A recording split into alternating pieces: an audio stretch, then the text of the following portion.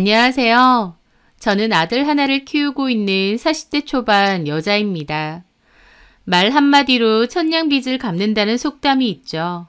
한마디의 말로도 천냥의 빚을 갚을 수 있을 정도로 말의 힘이 대단하다는 뜻인데 저는 천냥 빚을 갚기는커녕 천냥 빚을 더 질 수 있는 사람을 보았습니다. 바로 저희 시어머니요. 어쩜 그렇게 하시는 말마다 얄밉고 사람 속 뒤집어지게 잘하시는지 어디 말 안 좋게 하는 학원이라도 다니신 줄 알았어요. 그런 저희 시어머니와 제 얘기를 한번 해보려 합니다. 저희 남편과 저는 동갑입니다. 친구의 소개로 만났고 2년 연애 후 결혼하고 저는 임신을 하고 8개월 때쯤 회사를 그만두었어요. 저희 회사는 육아휴직을 쓰기에는 눈치가 많이 보이는 회사였거든요. 하지만 제가 하는 일이 반전문직인 일이라 나중에 아이 좀 크고 나면 재취업을 할 수 있어 남편과 상의 후 그만두게 된 거였어요. 그리고 아이 출산 후 저는 육아에 전념하였습니다.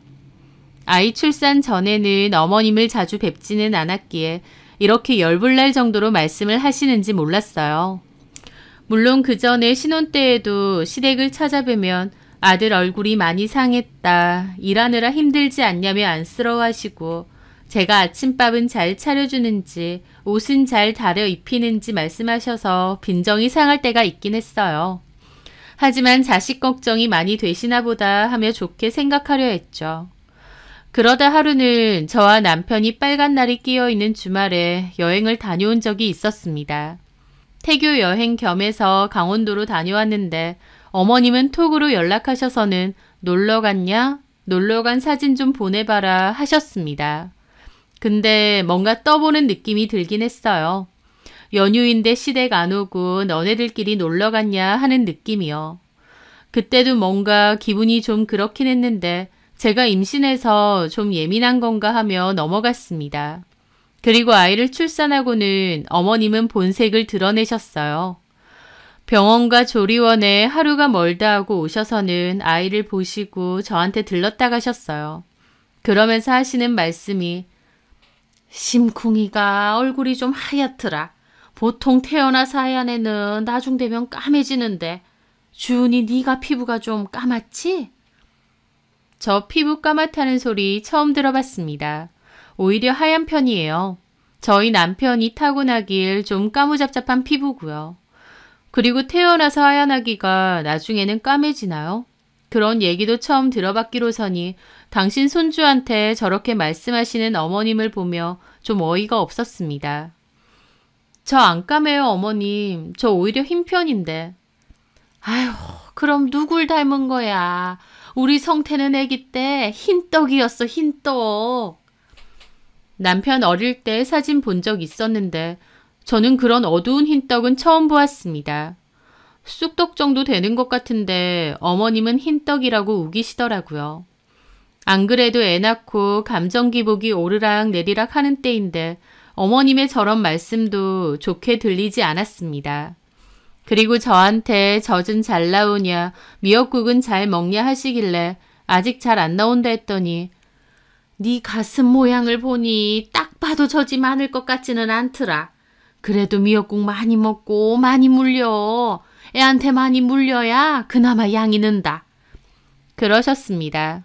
안 그래도 초유가 빨리 나오지 않아 수유할 때마다 아이도 울고 힘들어해서 스트레스를 많이 받는데 어머님은 저런 말씀을 아무렇지 않게 하시더라고요. 그렇게 병원에서 3일, 조리원에서 2주 있는 동안 어머님은 거짓 매일 오시며 저런 말씀을 아무렇지 않게 하셨습니다. 그럼 남편은 옆에서 뭐 하냐고요?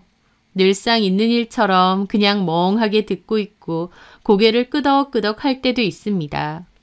그럼 저는 어머님 가시고 나면 남편한테 한껏 퍼부었죠. 어머님이 저런 말씀을 하시면 당신이 중간에서 좀 잘라야 되는 거 아니야? 어? 어떤 말? 내가 뭐 했어야 되는 거야? 답답이 순진한 건지 멍청한 건지 아마 귀찮은 거였겠죠. 착한데 멍청한 건 답도 없다던데 그 답도 없는 사람이 저희 남편이었습니다.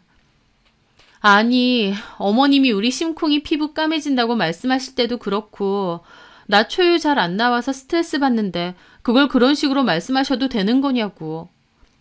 아, 그건 엄마가 그냥 어디서 들은 얘기 하시는 거겠지. 그리고 당신 수유하는 건 그냥 엄마가 별 생각 없이 하신 말이야. 신경 쓰지 마. 차라리 속이에 경을 잃지. 저희 남편은 뭔 말을 해도 엄마가 그냥 별 생각 없이 말씀하신 거다.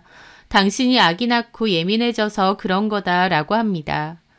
저는 조리원에 있는 동안 쉬기는커녕 더 힘들었어요. 그렇게 조리원을 나와 친정에서 한 달 정도 더 지내게 되었어요. 저희 엄마가 동생 낳고 산후조리를 제대로 못하셔서 고생하셨다고 제 산후조리를 꼭 도와주시겠다고 하셨거든요.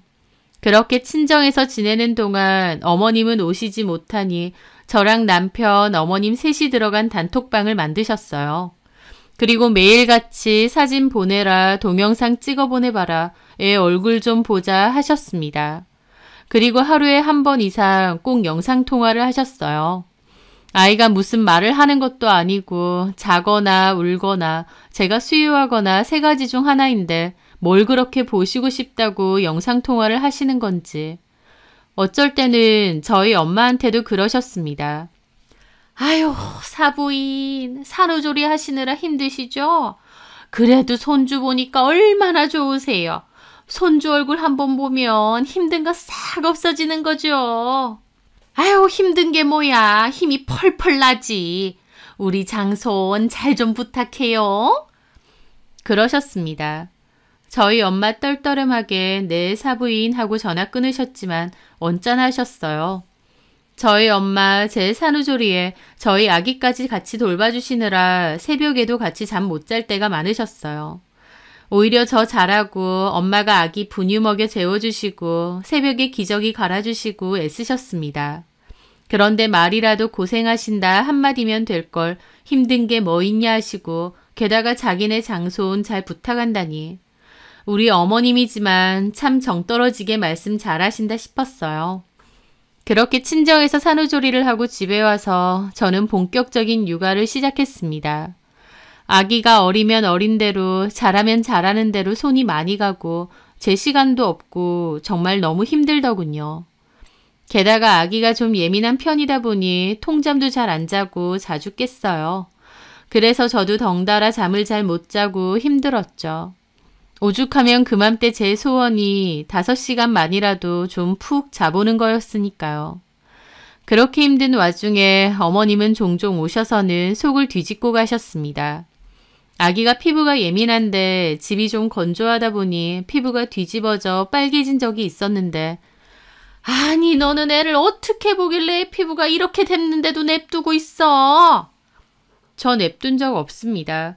그렇게 되자마자 보습제 열심히 발라주고 가습기 틀고 최대한 건조하지 않게 지내게 했어요.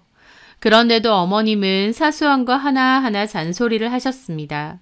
그리고 여전히 단톡방에 글을 올리셨죠. 어쩔 때는 어디서 들은 좋은 글귀 같은 것도 올리시고 또 어쩔 때는 친구분들과 놀러 가신 사진을 왕창 보내실 때도 있었어요. 저도 초반에는 좋은 글이네요. 놀러 가신 사진에도 좋으셨겠어요 하고 호응을 보낼 때도 있었지만 거의 매일같이 저런 톡을 보내시니 저도 나중에는 지쳐 그냥 읽고 답을 안 할 때도 있었습니다. 그럼 어머님은 아이 영상통화 핑계로 전화하셔서는 아니 너는 톡을 읽고 왜 아무 말이 없어? 그러십니다. 무슨 할 말이 그렇게 있겠나요? 게다가 제가 시간이 펑펑 남는 것도 아니고 아이 보고 집안일하고 핸드폰 들여다보고 있을 시간도 없이 바쁜데 어머님은 저한테 일일이 반응하기를 바라셨어요. 그럼 단톡방에 들어있는 저희 남편은 뭐 하냐고요? 읽지도 않습니다. 신경도 안 써요. 그런데 어머님은 남편한테는 말 한마디 안 하시면서 저한테만 그러시는 겁니다. 저는 남편에게 얘기했죠. 어머님 단톡방에 글 올리시는 거 당신이 반응 좀 해드리면 안 돼? 응? 무슨 반응? 어머님 답 없으면 없다고 전화까지 하셔. 아 그래? 엄마 심심하신가? 왜 그러시지? 나 근데 재윤이 본다고 바쁜데 그것까지 신경 쓰기 어려우니까 당신이 좀 해주면 안 돼? 그냥 답하지 마. 뭘 일일이 신경 써. 어머님 전화 오신다니까. 그럼 적당히 답해드려. 내가 뭔 말을 하겠어. 그리고 나 주로 그 시간에 일하잖아. 일하면서 카톡 잠시 보는 것도 못하는 거 아니잖아. 컴퓨터에도 카톡 깔려있고. 아, 그래도 업무도 아닌데 그런 걸로 카톡 쓰고 있으면 보기 안 좋지. 당신이 대충 대꾸해드려. 나도 재윤이 보고 집안일하고 바쁘니까 그렇지. 기저귀 분유 핫딜은 잘만 찾아보면서 엄마한테 말 한두 마디 하는 건 싫어? 뭐? 그렇잖아. 당신이 1, 2분 폰 만질 시간조차 없는 사람은 아니잖아. 그냥 잠시 엄마 말에 한두 마디 하면 될 걸 뭘 나까지 하라고 그러냐? 당신 어머니잖아. 당신 시어머니기도 하지. 어머님 말씀하시는 거 하루에 한두 번도 아니고 어떻게 다 일일이 대꾸해. 그럼 하지 마. 남편과의 대화는 끝없는 도돌이표 같았습니다. 제가 이런 상황이 힘들다고 하면 본인이 나서서 어머님께 좀 말씀드려주거나 아니면 카톡에 저 대신 반응을 좀 해줄 수도 있는 거 아닌가요? 남편은 자기는 하고 귀찮고 싫으면서 저보고는 하던지 아니면 아예 말던지라는 말만 되풀이하는 겁니다. 진짜 짜증나더군요. 하지만 같은 말 되풀이하는 게 무슨 의미가 있나 싶어 더 이상 말하지 않았습니다. 그러던 중 하루는 시아버지께 전화가 왔는데 못 받았어요. 아이가 응가를 해서 화장실에서 씻기는 김에 물놀이를 좀 해주고 있었거든요. 그러다 보니 전화가 온 줄 몰랐고 나중에 보니 부재중 전화가 와 있더라고요. 그런데 그 와중에 단톡에 아버지 걱정하시는데 왜 전화를 안 받냐 그러세요. 아니, 다 큰 성인이 걱정될 게 뭐가 있나요? 제가 어디 멀리 다니는 것도 아니고 거의 집에 있거나 잠시 산책하거나 마트 정도 다니는데요. 5분, 10분 정도 기다리시면 제가 부재중 확인하고 연락드렸을 텐데 그 잠시도 못 기다리시고 연락을 하시는 겁니다.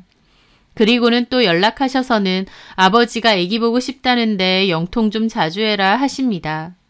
어머님 당신 스스로 생각해도 너무 연락이 많은 것 같으니 아버님 핑계까지 대시며 연락하는 거였죠. 이러나 저러나 무슨 연락을 저렇게 하시나 싶어 스트레스를 많이 받았습니다. 그럼 카톡과 전화만 하시고 자주 안 뵙는 거 아니냐고요? 그렇지도 않습니다. 일주일에 한 번에서 많으면 2번도 오셔서는 손주 보고 가세요. 그렇게 오셔서 하루는 TV 홈쇼핑을 보는데 제가 좋아하는 김을 팔길래 남편더러 자기야, 저긴 맛있는데 우리 좀 살까? 했더니 어머님은 저런 거 싼 김이야. 맛없어. 너는 저게 맛있니? 맛있는 김 먹어보지도 못했나 보다. 바로 그러십니다. 그러면 맛있다고 한 저는 뭐가 되나요? 그거 말고도 저희 아이 옷 입은 거 보시고는 왜 이런 색 옷을 입히냐고 하십니다. 아니, 애 옷이 이런 거밖에 없어? 색깔이 뭐 이래? 다른 엄마들은 옷 예쁘게 잘만 입히더만. 가만 보면 너도 어지간히 센스 없다. 그냥 평범한 아이 옷 색깔인데 어머님은 뭐가 그렇게 마땅찮으신지. 그러면서 댁에 돌아가시면 아이 옷 사진을 단톡에 그렇게 올리십니다. 이런 게 이쁘다고 또 요런 게 색이 좋다고 앞으로는 이런 거 사라고 하시면서요. 그러면 차라리 옷을 좀 사주시던지 그건 또 아니에요. 늘 말만 저렇게 감나라 배나라 하시는 거죠. 저는 아이 육아도 힘든데 어머님까지 사사건건 저러시니 더욱 스트레스였어요. 남편도 중간 역할을 전혀 하지 않아 더욱 힘들었고요. 사실 그게 뭐 그렇게 어려운 일인가 생각할 수도 있지만 당해보지 않은 사람은 모릅니다. 친정 엄마라면 그러지 마시라 말이나 할 수 있지. 시어머니는 불편하고 괜히 사이 틀어지는 것도 싫어 참다 보니 제 마음만 더 힘들어지더군요. 그런 힘든 마음을 하루는 친정엄마와 동생한테 털어놓고 얘기한 적이 있습니다. 그랬더니 저희 엄마와 동생이 한번 카톡을 보자고 하더라고요. 저는 바로 폰을 켜서 보여줬고 그걸 본 저희 엄마와 동생은 입이 떡 벌어졌습니다. 하루에도 몇 번씩 톡을 하시는데 별 의미 없는 내용들이 다반사고 그 와중에 저한테 잔소리도 좀 하시고 아이 궁금하다 사진 보내달라 하시고 그런 것들이 끊임없이 줄줄 있으니 엄마와 동생도 경악하더군요. 언니, 진짜 사돈 어른 너무 심하시다. 하시는 일이 없으셔서 그런가? 뭘 톡을 이렇게 많이 보내셔. 하루 종일 보내시네.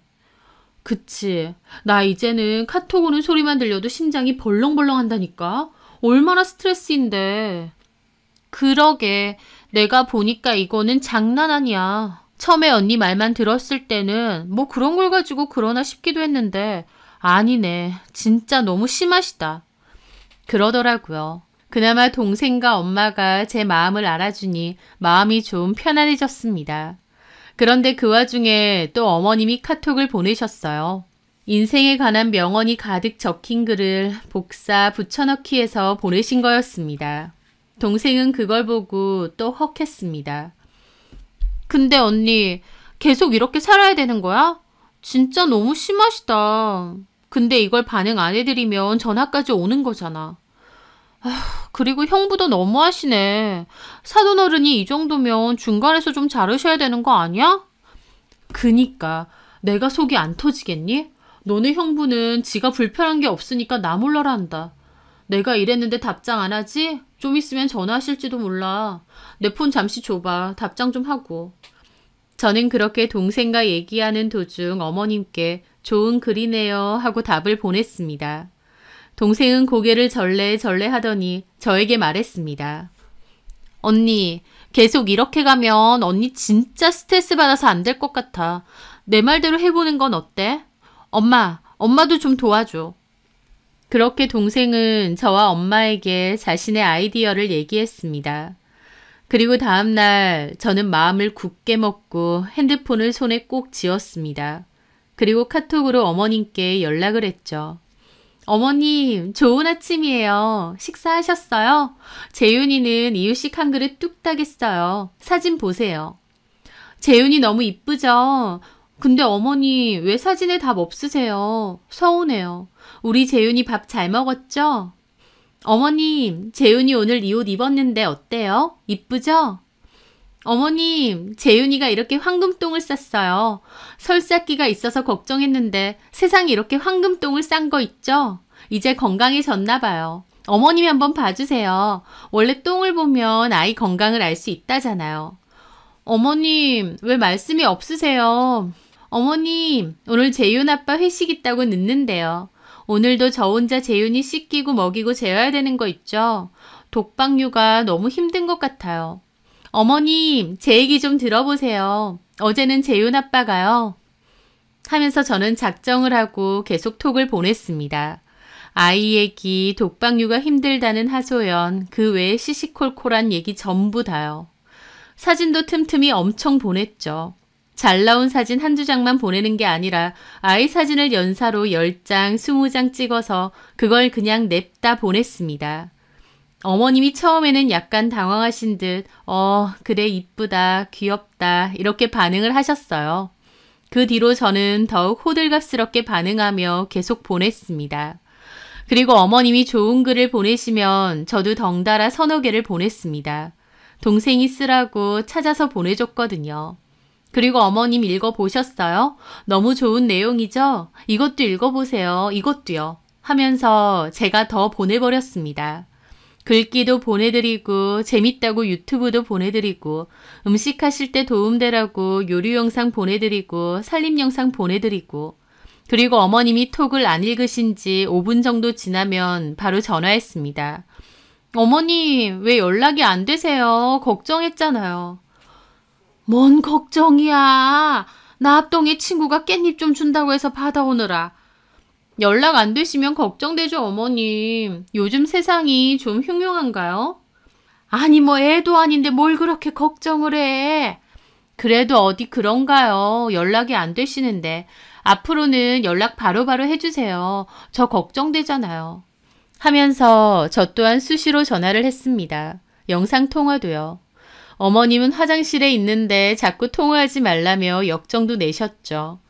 그렇게 맘을 먹고 어디 한번 끝까지 해보자 싶은 마음으로 악착같이 연락을 해댔습니다. 어머님이 한 번은 그러시더군요.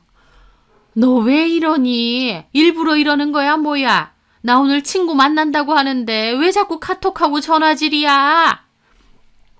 어머님, 제가 생각을 해봤는데요. 어머님 말씀이 맞아요.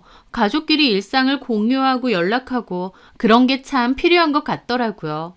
그래서 저도 반성하고 연락 많이 드리려고 하는 거예요. 근데 그렇게 말하시면 저도 서운하죠. 아니, 그래도 적당히 해야지. 하루에 톡이고 뭐고 몇 개를 보내는 거야. 사진도 그만 좀 보내. 아주 시끄러워 죽겠어. 어머님 손주 사진인데 뭐가 싫으세요? 그러지 마시고 아까 재윤이가 너무 예쁜 짓 하는데 사진하고 동영상 많이 찍었거든요. 보내드릴 테니 친구분하고 좀 보세요. 어머님이 보내지 마라고 소리를 지르시더니 끊으시더군요. 저는 그러셔도 그냥 보냈습니다. 그렇게 2주 정도 되었을까요? 어머님께서 말씀하셨어요. 연락 그만하라고요. 너도 네 생활이 있고 나도 내 생활이 있는데 이렇게 연락해대고 전화하면 어떡하냐고요. 그렇지만 저는 아직 멀었다 생각했죠. 어머님, 그렇게 말하시니까 좀 섭섭해요. 아이 사진 많이 보내라고 그러셨잖아요. 아니, 사진도 한두 장 보내야지. 다 이쁜 걸 어떡해요. 어머님이 골라주시던지요. 그리고 오늘 재윤 아빠 친구들 모임 있다고 하니까 저랑 재윤이 놀러 갈게요. 하고 시댁에 가기도 했습니다. 시댁에 가서 TV를 보았는데 어머님이 난방 색깔이 이쁘다 하시길래 어머님, 저런 거 실제로 입으면 없어 보여요. 저거 딱 봐도 별로예요. 그렇게 말하고 또 어머님이 갈비탕을 보시면서 저거나 좀 사볼까 하시길래 어머님, 저런 거 사면 갈비도 몇 개 안 들어있고 그냥 다 국물이에요.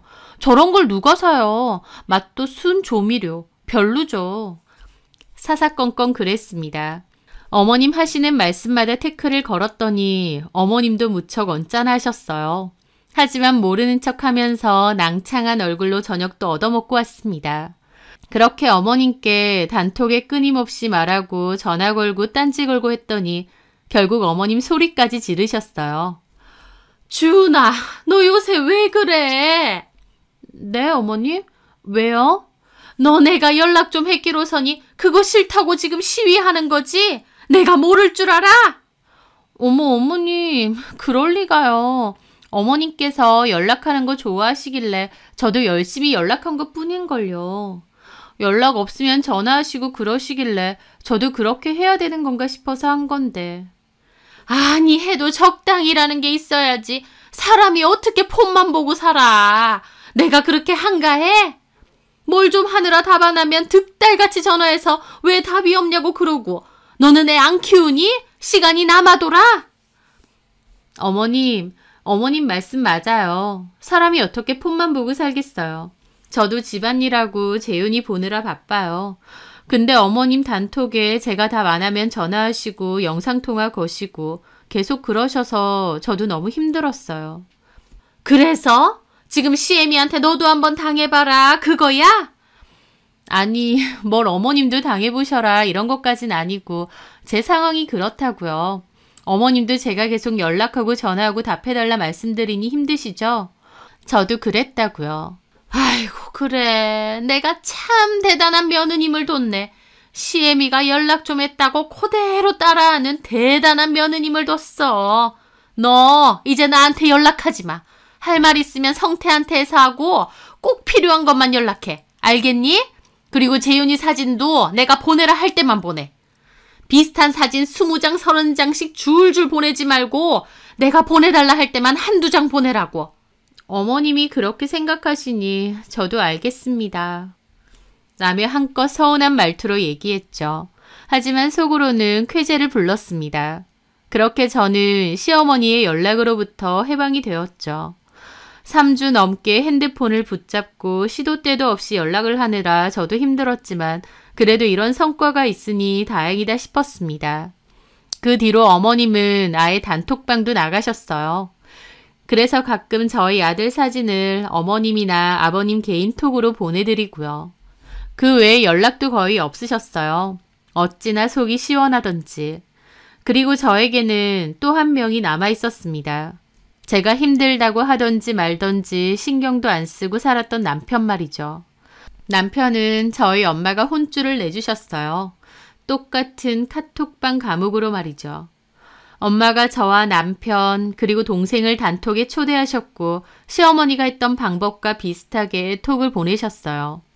시어머니는 주로 저희 아이에 관해서 물으셨지만 저희 엄마는 대놓고 남편에게 얘기하셨죠.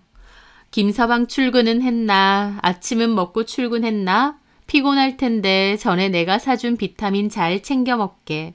점심은 뭘 먹었는가? 너무 기름진 거 많이 먹으면 안 되네. 점심 사진 좀 보내보게. 오늘도 술 약속 있나? 술 너무 많이 먹으면 안 되지. 간이 안 좋아지는데. 저번에 간 검사 받았을 때 뭐라고 했지? 마침 생각났는데 간에 좋은 식품이 있어. 그게 뭐냐면 등등 주로 저희 남편에게 안부를 가장한 엄청난 톡을 보내셨어요.